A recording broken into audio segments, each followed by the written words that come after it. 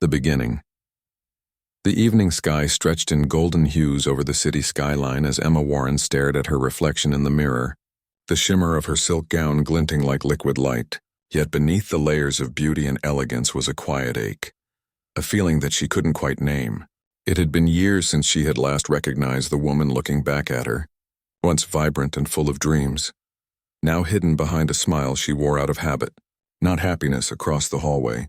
The echo of sharp footsteps announced his presence. Alexander Pierce, her husband, the man the world admired as a self-made billionaire, a man who seemed to have everything except compassion. His voice filled the silence, calm yet commanding. "You're ready, I hope," he said without looking at her, straightening his cufflinks as if his reflection mattered more than hers. Emma turned, offering a gentle nod. "Yes, I'm ready," she whispered. The limousine ride to the gala was as quiet as it was long. The city lights blurred past like memories she couldn't hold on to. Alexander was on his phone, giving instructions to his assistant, negotiating numbers, planning deals. His life was a constant performance of control and power, and she was expected to play her part. Perfect wife, perfect smile, perfect silence. The ballroom shimmered with chandeliers and laughter when they arrived. Cameras flashed, reporters whispered, "There he is, Alexander Pierce, the visionary of Pierce Industries." Beside him, Emma stood poised, her calm grace earning polite nods from onlookers who saw her as decoration, not presence. "Smile," he murmured to her through clenched teeth. And she did, even though her heart was growing heavier with every passing second. The event was meant to celebrate Alexander's newest business award, an evening of applause for his genius, but to Emma, it felt like another chapter in her quiet captivity. She had given up her career as an interior designer to support his rise, believing his promises that they were a team. Yet somewhere along the way, we became him, and she became invisible. As he stood at the podium delivering his speech, she watched him command the room, his voice steady, his charm deliberate. The crowd adored him, but when he mentioned gratitude, he didn't mention her name. Not once. She had designed his first office, supported him when no one believed in him, worked late nights when their bank account had been empty. Yet now, standing in her glittering gown, Emma realized she had become a ghost in his success story. When the applause ended, Alexander joined his investors for photographs. Emma tried to stand beside him, only for his hand to press lightly against her arm, firm but cold. "Not now, darling, this one's for the partners," he whispered, moving her gently aside, but the words hit her like stones. Her face remained composed, her smile steady, but inside, something broke quietly, not loudly or dramatically, just the sound of a soul realizing it was unseen. As the photographer called for the Pierce team, she noticed how Alexander's assistant, a young woman with a confident smile, stood close beside him. He laughed at something she said, leaning in too easily. Too comfortably, Emma watched, her stomach twisting not with jealousy but with recognition. She had seen that same familiarity once before, only it had been between her and Alexander. Years ago, before ambition became his only language. The rest of the night blurred into meaningless conversations, forced laughter and an ache that grew sharper with each passing minute. By the time the gala ended, Emma's cheeks hurt from smiling, but her eyes carried the weight of years of silence. In the car ride home, Alexander finally spoke. "You could try to be more engaging, you know. The wives of my partners know how to entertain. You just stand there like a statue." His tone wasn't cruel. It was worse, it was indifferent.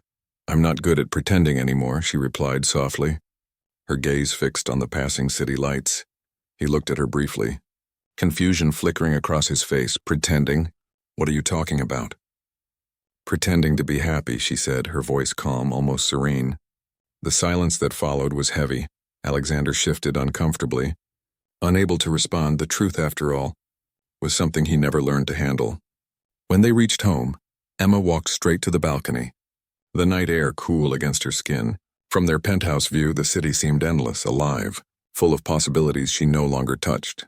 She remembered her old studio, the smell of fresh paint, the joy of designing spaces that made people feel something. She had traded that joy for security, for the illusion of love that came with diamonds and luxury. Her phone buzzed, a message from her sister Claire. "How was the event?" Emma stared at the words for a long time before replying. Eye-opening. Inside, Alexander was already back on his laptop, typing, negotiating, conquering. completely unaware that something irreversible had shifted. Emma took one last look at him, then whispered to herself, "You can't break what's already decided to rise." And for the first time in years, she didn't feel powerless. She felt calm, steady, like the quiet before a storm, not of destruction, but of transformation. That night, as the city slept beneath a blanket of stars, Emma Warren made a silent promise to herself. She would no longer live as a shadow in someone else's light. Her calm smile wasn't surrender. It was the beginning of her strength, the quiet birth of the woman she had forgotten she could be, and though Alexander Pierce didn't know it yet, his world, the one built on dominance and control, was about to change forever, because the woman he believed he had broken was only just beginning to rebuild herself, stronger, wiser, unshakable. The turning point the next morning arrived with sunlight spilling gently across the white marble floor of the penthouse. Emma stood by the tall window, a cup of coffee in her hands, watching the city awaken beneath her. The noise of traffic, the chatter of early commuters, even the hum of life below, everything felt distant, like a song she no longer remembered how to sing. Behind her, the faint sound of Alexander's voice echoed from the living room, brisk and commanding as always. "Move those meetings to next week," he said over the phone, pacing back and forth. "Tell them I don't care about their excuses. Deadlines exist for a reason." Emma sipped her coffee, the bitterness grounding her thoughts when he finally ended the call. She turned and asked softly, "Do you ever stop working?" He looked up, half amused, half annoyed. "Someone has to keep this empire running. You wouldn't understand. It's not that simple." Her voice was calm but steady. "Maybe it's not supposed to be an empire. Maybe it's supposed to be a life." Alexander frowned, lowering his phone. "What is that supposed to mean?" "It means I miss the man who once talked about dreams, not deals," she said quietly. "The one who used to believe success meant happiness, not control." He laughed lightly, shaking his head. "You always get poetic when you're upset, Emma. You have a beautiful mind, but you live in another world, an emotional one, not a practical one." That was the moment she knew nothing she said would ever reach him. He didn't see her pain, he analyzed it. He didn't feel her silence. He measured it, and so she smiled, calm and effortless, because she realized there was power in not reacting. Later that afternoon, while Alexander left for a business conference, Emma sat alone in her art studio, the space she hadn't entered in months. The shelves were still lined with her old sketchbooks, her pencils neatly arranged as if waiting for her return. She ran her fingers over one of her unfinished canvases, a painting of a sunrise she had abandoned long ago. Slowly, she picked up a brush, dipped it into the paint, and began to move her hand. The motion felt strange at first, rusty, uncertain, but as minutes turned into hours, she lost herself in the rhythm. Each stroke released a piece of her that had been buried under years of obedience. The colors blended like emotions: fear, sadness, hope, and courage. When she finally stepped back, the canvas showed not a sunrise, but a woman standing beneath storm clouds. Her face calm, her eyes steady, unafraid. Emma smiled softly, realizing she had painted herself that evening. Alexander returned home later than usual, his mood sharp from the meeting. He walked into the studio and froze. "You've been painting again?" "Yes," she said simply. He crossed his arms. "You're wasting time, Emma. You have no idea how people look at you. They see my wife, not some starving artist trying to find meaning in colors." Her brush didn't stop moving. "That's because you never gave them the chance to see me." His tone hardened. "Don't start this again. You have everything: comfort, luxury, status. Why are you so restless?" "Because none of it feels like mine," she whispered, her eyes still on the canvas. Alexander exhaled sharply. "You're being dramatic. Maybe you need a hobby that doesn't involve daydreaming. How about managing charity events or hosting dinners? Things that actually help my image." Emma turned slowly to face him, her calm smile returning. "Your image, Alexander, not mine." He paused, caught off guard by the firmness in her tone. For a moment, he looked at her differently, not as his wife, but as a stranger he couldn't control. "What's gotten into you?" he asked, his voice low. "Nothing," she replied. "Maybe it's what's getting out of me. The fear, the silence, the constant need to please." He stared at her for a long moment, then scoffed. "You're overreacting. You'll thank me someday for keeping your life stable." But Emma only smiled again, that same calm, unbothered smile that unsettled him far more than anger ever could. The next day, She met Claire for lunch at a small cafe near the park. The air smelled of roasted coffee beans and fresh rain. Claire watched her sister closely, noticing something different. "You look peaceful," she said, curious. "I've decided to go back to work," Emma said, her tone firm. "Diane from the old design firm offered me a project and I'm taking it." Claire's face lit up. "Finally, that's amazing, Emma." Emma nodded. "It's time I stopped being just someone's shadow." When she told Alexander that evening, his expression froze. "You're what?" "I'm going back to work," she repeated. "It's something small, a private client, but it's a start." He set down his glass, his jaw tightening. "You don't need to work. I provide everything you could ever need." "I don't want to depend on what you provide," she said quietly.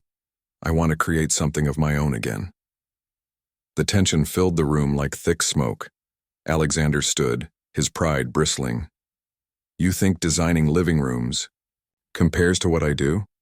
I'm building companies while you're talking about fabrics and colors." Emma's eyes met his, calm and unwavering. "And yet, for all your success, you've never learned how to build peace." His face darkened. "You're crossing a line." "Maybe," she said softly, "but it's a line I should have crossed years ago." That night, Alexander left the apartment in silence, slamming the door behind him. Emma stood there, breathing deeply, her calm smile not of defiance, but of quiet victory. She didn't need to shout to reclaim her strength. She just needed to stop asking for permission to live. Days turned into weeks, and Emma found herself immersed in her design work again. Her first project, a cozy home for a young couple, filled her with purpose. She laughed again. She stayed up late sketching. She felt alive. Alexander noticed the change, and it unsettled him.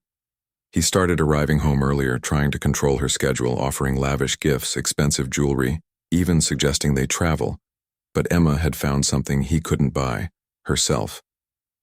At one dinner party, an investor joked, "Alexander, you've got competition now. Your wife's designs are the talk of the neighborhood."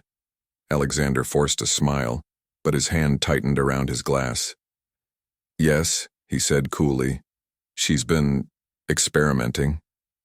Emma just smiled, that calm, radiant smile. "No, not experimenting. Rediscovering." The laughter around the table continued, but Alexander felt it, the slow unraveling of his control, the quiet power of a woman who had learned that silence didn't mean weakness. That night, as he watched her from across the room, for the first time in his life, Alexander Pierce felt fear, not of losing his wealth or reputation, but of losing something far more unsettling. He was losing the one thing he thought he owned completely, her obedience. And Emma Warren, with her calm eyes and quiet grace, was just beginning to understand how powerful her stillness could be. The awakening. The sound of soft rain tapping against the studio windows filled the silence as Emma worked late into the night. The glow of her desk lamp fell across half-finished sketches and swatches of fabric scattered in colorful chaos. She felt something she hadn't in years, aliveness, that quiet electric pulse that came from creating something beautiful, something meaningful, something hers, her latest client, a young woman opening her first cafe, had asked for, a place that feels like hope. And Emma smiled every time she thought about it. She knew exactly how that felt, wanting a place that whispered peace. After years of noise, her hands moved swiftly across the page, designing not just walls or tables, but emotion itself. She poured her soul into every curve, every light fixture, every line that told the story of renewal. When she finally leaned back and looked at her work, she saw more than a cafe design. She saw her own reflection, a woman rebuilding piece by piece. The next morning, Claire dropped by the studio, carrying 2 cups of coffee and her usual brightness. "You look different," she said, eyeing Emma curiously, like someone who finally exhaled after holding her breath for too long. Emma laughed softly. "I think I did for 5 years straight." Claire sipped her coffee. "Does he know you're this happy?" Emma shook her head. "I don't think he'd understand this kind of happiness. It doesn't come from approval or luxury. It comes from peace." Claire smiled. Peace looks good on you. Over the next few weeks, Emma's work started to attract attention. Clients recommended her to friends. Her designs began appearing in local magazines, and suddenly she was receiving more calls than she could handle. Yet what made her happiest wasn't the recognition. It was the feeling of purpose, the joy of waking up and knowing she mattered again. But change, even good change, rarely comes without resistance. Alexander noticed her growing independence. He started visiting her studio unannounced, making suggestions she never asked for, offering advice that sounded more like commands. "You're working too hard, Emma," he said one afternoon, leaning against her desk. "You don't have to prove anything, just let me take care of you." She looked up from her sketches, calm and steady. "You don't get to take care of someone you once ignored." His eyes narrowed slightly. "You've changed," he said almost accusingly. "I've remembered," she replied softly. "Who I was before you forgot to see me." He stepped closer, lowering his voice. "Don't start imagining that you're better off without me. I've given you everything." Emma met his gaze, her expression gentle but firm. "You gave me comfort but not peace. You gave me safety but not freedom. You gave me a life but not myself. I had to find that on my own." Her tone wasn't angry. It was calm, almost tender, and that made it hit harder. Alexander turned away, his silence louder than any argument. That evening, after he left, Emma sat alone in her studio, the rain starting again outside. She realized she wasn't angry anymore, not even hurt. She was simply free. The kind of freedom that doesn't come from leaving someone, but from returning to yourself. Her work began to carry deeper meaning. Each design she created became a small act of defiance against the years she had spent living small. She started working with women who had faced struggles, widows, single mothers, dreamers starting over. Together they designed spaces that healed, places that told stories of survival and strength. Her clients often said, "You understand more than a designer should," and she smiled, because they were right. She understood what it meant to lose yourself in someone else's shadow and to step back into your own light. Weeks later, her cafe project opened to the public. The owner insisted Emma attend the launch. The place glowed with warmth, soft lighting, pastel tones, flowers near every window, and a mural Emma had personally painted on the back wall. A woman standing beneath storm clouds with light bursting through. When the ribbon was cut, the crowd applauded, and Emma stood quietly at the back, tears prickling her eyes. It wasn't just about the cafe. It was about her rebirth. After the event, a man approached her, tall, with kind eyes. "Your work is extraordinary," he said.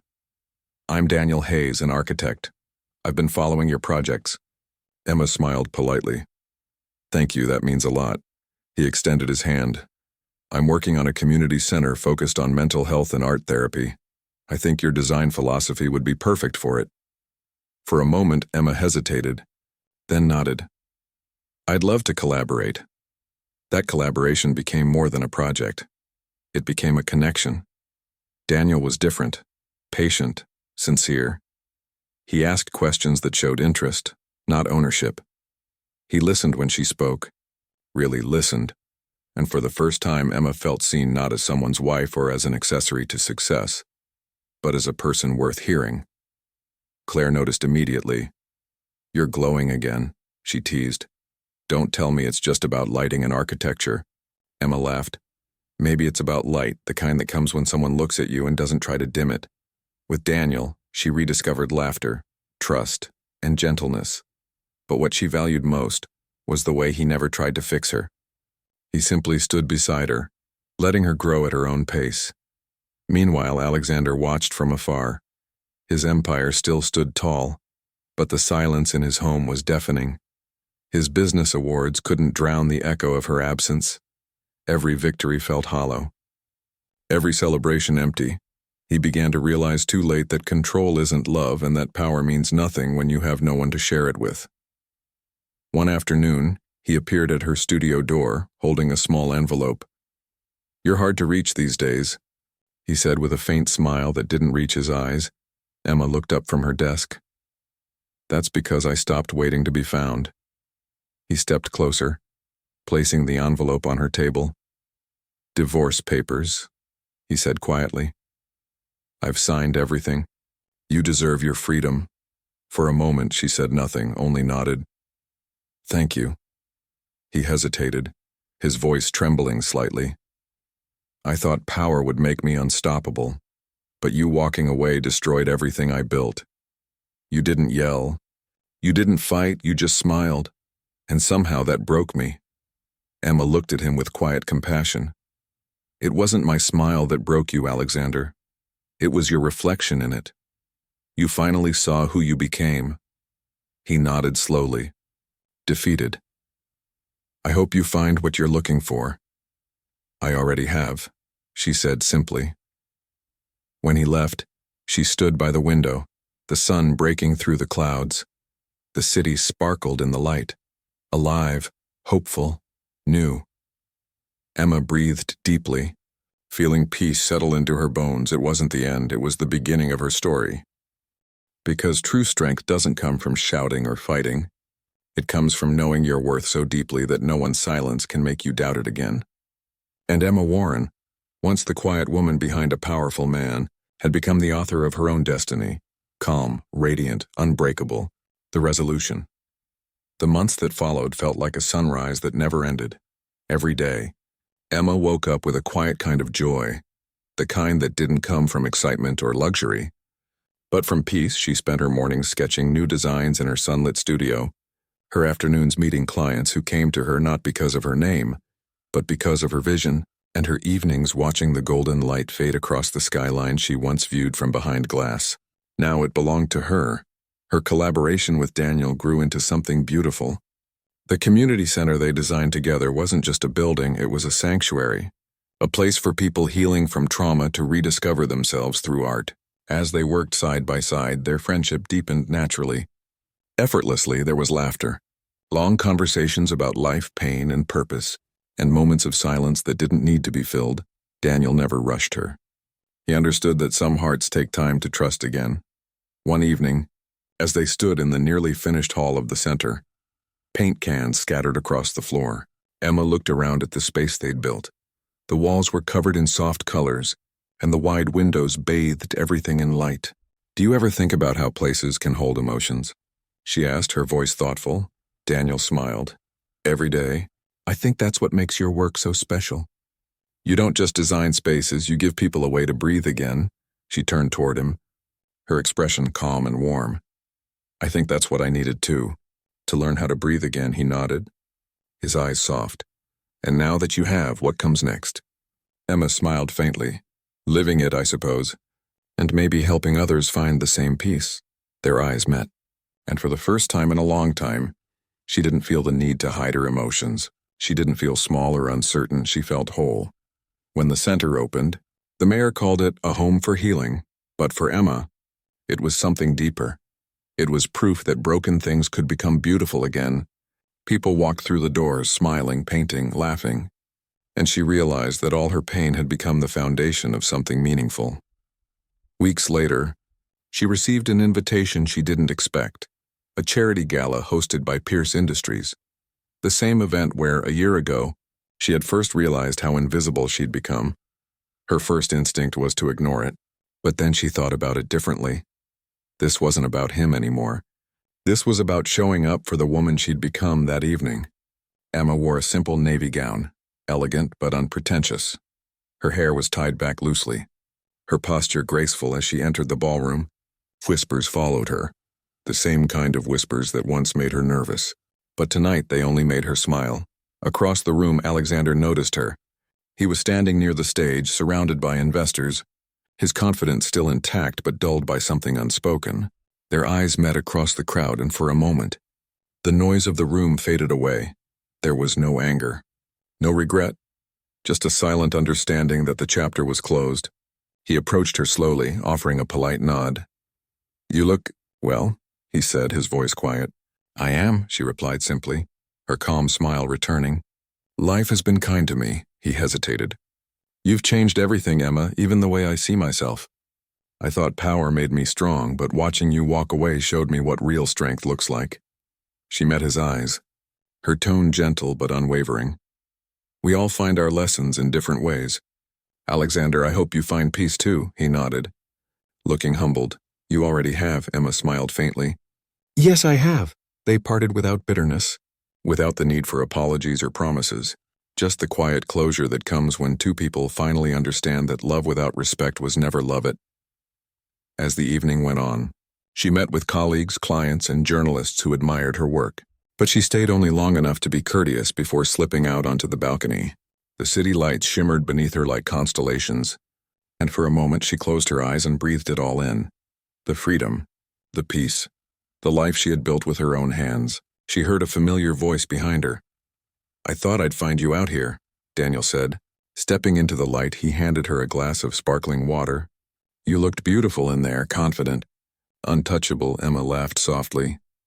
"I used to feel small in this world. Tonight I felt equal," he smiled. "You are more than equal." They stood there quietly for a while, watching the lights, the air filled with calm comfort. "Do you ever think about how far you've come?" he asked softly. "Every day," she replied. "And I don't regret a single step, even the painful ones, because they brought me here." He nodded. "To peace." "To myself," she corrected, smiling gently. A month later, Emma opened Warren Studio and Design, her own firm focused on rebuilding spaces for people rebuilding lives. Her clients weren't the wealthy elite. Most were ordinary people starting over after loss, divorce, or hardship. Her mission was simple: to design spaces that reminded people they still had light. The first project her firm completed was a women's shelter, and when it opened, the director handed her a small plaque engraved with the words, "For turning pain into purpose." Emma held it in her hands and smiled through tears. Her story began in silence, but it ended in strength. She had walked through the darkest parts of herself and discovered that resilience wasn't about never breaking. It was about rebuilding beautifully after you do. That evening, as she locked the studio door and stepped outside, she saw the sunset melting into gold over the skyline. The same skyline she once viewed as a cage now looked like an open horizon, full of possibility. Daniel was waiting by his car, waving, "Ready for dinner?" She smiled always, as they drove away. The city lights flickered behind them, and Emma thought about the woman she used to be. The one who stayed quiet, who smiled to hide her pain, who believed her worth depended on someone else's validation. That woman had once been lost. But she wasn't gone, she had simply evolved. Because sometimes life doesn't end in revenge or regret. It ends in peace, in calm smiles, in freedom found quietly, not loudly. And Emma Warren had found all of it, not by winning against anyone, but by choosing herself. As the car disappeared into the glow of the city, her reflection on the window caught her eye. A calm smile, the same one that once confused her husband, the same one that destroyed his ego, but this time it wasn't a weapon. It was a symbol of healing. And with that smile, the story of Emma Warren became a reminder to everyone who had ever felt unseen, that sometimes, the softest strength, the calmest voice, and the gentlest smile can carry the power to change everything. The legacy of her calm smile. The morning sun poured gently through the tall glass windows of Emma's studio, bathing the walls in a soft golden glow. It had been 2 years since she started Warren Studio and Design, and in that time, her name had become a quiet symbol of transformation. Clients didn't come to her for luxury. They came for meaning, for the emotion she poured into every design. Her team had grown too, from one small desk to an entire floor filled with laughter, sketches, and ideas that breathed life into forgotten spaces. Emma stood near the window, holding a cup of tea, watching her young designers debate over color palettes and textures. Their energy made her smile. They reminded her of who she once was, hopeful, ambitious, and uncertain. She loved guiding them, not as a boss, but as a mentor. Perfection isn't the goal, she often told them. Emotion is. If people can feel your design, they'll never forget it. That afternoon, she received an email that made her pause. It was from a prestigious international foundation, inviting her to speak at a design and leadership conference. The theme, rebuilding yourself and the world around you. For a long moment, she just stared at the screen. Her name was listed alongside women she had once only read about. Leaders, creators, survivors. She exhaled deeply, realizing how far she had come that evening. As she prepared her notes for the event, Claire stopped by, bringing her favorite pastries and her familiar warmth. "You're going to be amazing," she said, sitting beside her. "Do you realize what this means? You're not just designing buildings anymore. You're designing hope." Emma smiled softly. "That's what I want to do. Remind people that no matter what breaks, they can rebuild not just stronger but gentler." When the day of the conference arrived, the large auditorium buzzed with energy. Rows of people filled the seats, waiting, curious, eager.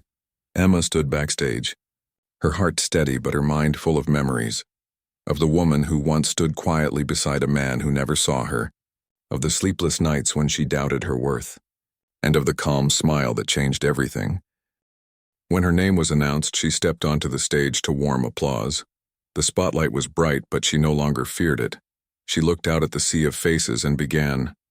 "A few years ago, I believed strength meant staying silent. I believed dignity meant endurance. But I've learned that true strength is not about how long you can suffer. It's about when you decide to stand up, even when your voice shakes." She paused, letting the words sink in. "I was once married to a man who measured love in control and respect in silence. I tried to become small enough to fit into his version of perfection, until one day I realized I had disappeared. That day I smiled, not because I was happy, but because I was free. That smile wasn't defiance. It was awakening." The audience listened quietly, some nodding, others wiping their eyes.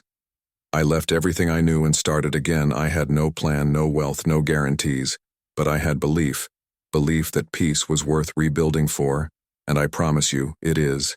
Every ending, no matter how painful, is just a doorway to a new beginning." When she finished, the hall erupted in applause. People stood, clapping, cheering, not just for her story, but for the reflection of their own hidden courage within it. After the talk, many approached her, women and men alike, sharing their own struggles, their own quiet wars, and thanking her for giving them hope. One woman, older and tearful, held Emma's hand and said, "I stayed quiet for 30 years, but tonight, I think I'll finally speak." Emma smiled gently. "When you do, you'll find peace waiting for you." Later that evening, Emma stood outside the auditorium. Breathing in the crisp night air, Daniel joined her, holding 2 cups of tea. "You were incredible," he said softly, handing her one.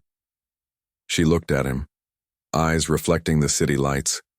"I didn't expect it to feel this emotional." "That's what happens when truth meets courage," he replied. "You didn't just tell your story, you set people free." Emma took a sip of tea, her gaze drifting upward to the stars. "I used to think I wanted revenge or recognition, but all I ever wanted was peace and to help others find theirs." Daniel smiled. "And you have, Emma. You've turned your pain into purpose. That's more powerful than any empire." The months rolled forward like a gentle tide, and Emma's influence continued to grow. Her foundation, the Calm Smile Project, began offering mentorship and grants for women rebuilding after abusive relationships. She visited shelters, schools, and community centers, speaking to those who needed to hear her story. Her calm presence inspired others to believe that healing wasn't loud or dramatic. It was quiet, steady, and unstoppable. One day, while visiting a design institute, she was invited to walk through an exhibit of student projects. As she moved through the room, she stopped before a display that took her breath away. It was a painting, a woman standing under storm clouds, light breaking through her smile. The student approached nervously. "It's inspired by a story I heard," she said, "about a woman who smiled through her pain and rebuilt her life. I wanted to capture what that strength might look like." Emma blinked back tears. "It's beautiful," she whispered. "She's beautiful." When she left the exhibit, she felt something inside her settle, a quiet fulfillment that words couldn't express. The world had once tried to define her by silence and obedience, but now her story lived on as strength and inspiration for others. That evening, as she sat on her balcony watching the sunset, Daniel joined her, placing a hand gently over hers. "You've built quite a legacy," he said with a soft grin. Emma smiled, her eyes warm. "Not a legacy, Daniel. A ripple. That's all I ever wanted. To create ripples that reach hearts I'll never meet. He nodded. And you have, more than you'll ever know. The sky deepened into twilight, and Emma leaned her head against his shoulder. The city lights shimmered below, reflecting in her calm eyes. For a moment, everything felt timeless, complete. The pain, the loss, the rebuilding. It had all been worth it. She thought of Alexander once more, not with anger or regret, but with gratitude. He had unknowingly given her the greatest gift, an ending that forced her to rediscover her beginning. And as the night settled around them, Emma's calm smile returned. Soft and steady, the same smile that once destroyed a man's ego but now healed countless hearts, because the power of her calm smile had never been about revenge. It was about grace. Grace that rebuilds, grace that forgives, and grace that turns even the deepest wounds into light. And in that light, Emma Warren lived, not as the woman who was broken, but as the woman who became whole and whose story would never truly end, because it lived on in everyone she inspired.